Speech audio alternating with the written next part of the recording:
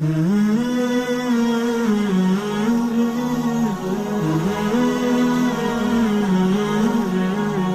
اللہ نے فرمایا کہ اہل جنت کی صفات کیا ہیں؟ غصے میں برداشت سے کام لیتے ہیں. حدیث میں بھی آتا ہے کہ لیس الشدید بسرعہ انما الشدید الذی یملک نفسہ عند الغضب، کہ طاقتور وہ ہے جو غصے میں اپنے نفس پہ قابو رکھتا ہے.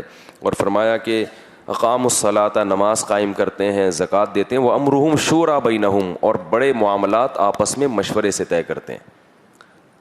تو اس لیے کوئی بھی اہم کام ہو اپنی رائے پر، اپنی عقل پر اندھا اعتماد نہ کریں، مشورے سے کام کرنا چاہیے. مشورے کا فائدہ یہ ہوتا ہے کہ تمام مفید اور نقصان دہ پہلو آپ کے سامنے آتے ہیں. کرنا خود اپنی رائے ہی ہے.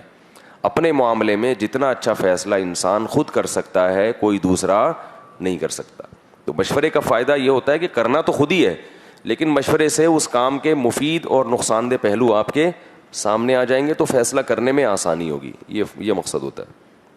اور مشورے میں یہ بھی ہے کہ مشورہ ہر ایک سے نہیں لیا جاتا.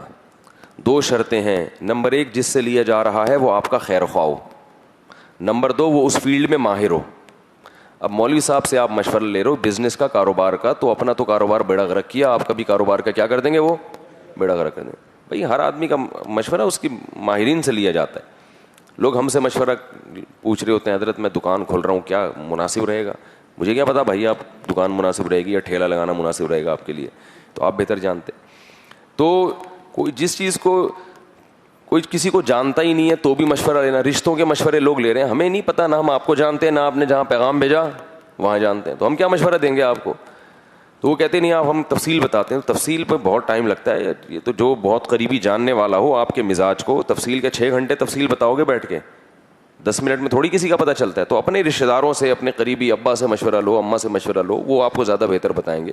یا آپ اور نہیں تو علماء سے لینا ہے تو قریبی محلے کے امام صاحب سے مشورہ لو، وہ آپ کو زیادہ اچھا جانتے ہیں. تو اسی طرح جو ہے یعنی ایسی چیزوں میں مشورہ لینا، یہ جو چل رہے ہوتے ہیں نا آج کل، چھوڑیں پھر بہت لمبی بات ہو جائے گی، خلاصہ بھی مکمل کرنا ہے نا. میں جب بیٹھتا ہوں تو مجھے ہٹانا بہت مشکل ہوتا ہے. تو دوسری اہم بات یہ ہے کہ وہ خیر خواہ ہونا چاہیے آپ کا جس سے مشورہ لے رہے ہیں. اگر وہ یا اس ایسا رشتہ ہے اس سے، مثلاً لوگ مشورہ لے رہے ہوتے ہیں اپنے داماد سے اپنی دوسری بیٹی کے رشتے کے بارے میں. سب داماد ایک جیسے نہیں ہوتے، اچھے بھی ہوتے ہیں، لیکن داماد عام طور پہ چاہتا ہے کہ میرے جیسا دوسرا اس گھر میں نہیں آنا چاہیے، مجھ سے کم ہی آنا چاہیے. مجھ سے اچھا آیا تو میری ویلیو کیا ہو جائے گی؟ کم ہو جائے گی.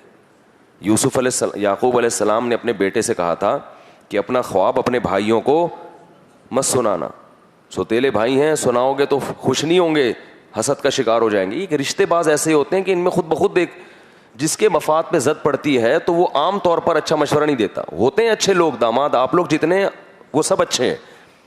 آپ کے علاوہ کی بات کر رہا ہوں میں، آپ جس کے داماد ہیں آپ اچھا مشورہ دیں گے. جو لوگ میرا بیان سن رہے ہیں سب اچھے ہیں، ان کے علاوہ کی بات کر رہا ہوں کہ ان میں بسا اوقات ایسا ہوتا ہے کہ وہ داماد یہ چاہتا ہے کہ میرے سے اچھا والا اس گھر میں نہیں آئی. یہ بہت ساری رپورٹیں آئی ہیں ہمارے پاس. تو وہ چاہتا ہے کہ جو آئے مجھ سے کمتر، تاکہ میری ویلیو کم نہ ہو. تو اس میں احتیاط کرنی چاہیے مشورہ لیتے ہوئے کہ بھائی یعنی سوچ لیں کہ یہ واقعی خیر خواہ ہے بھی یا نہیں ہے. تو بہت اہم کام ہے کہ مشورہ لینا کس سے ہے، سمجھ رہے ہو؟ الہی تیری خاطر ہو، الہی تیری خاطر ہو، میرا جینا میرا مرنا الہی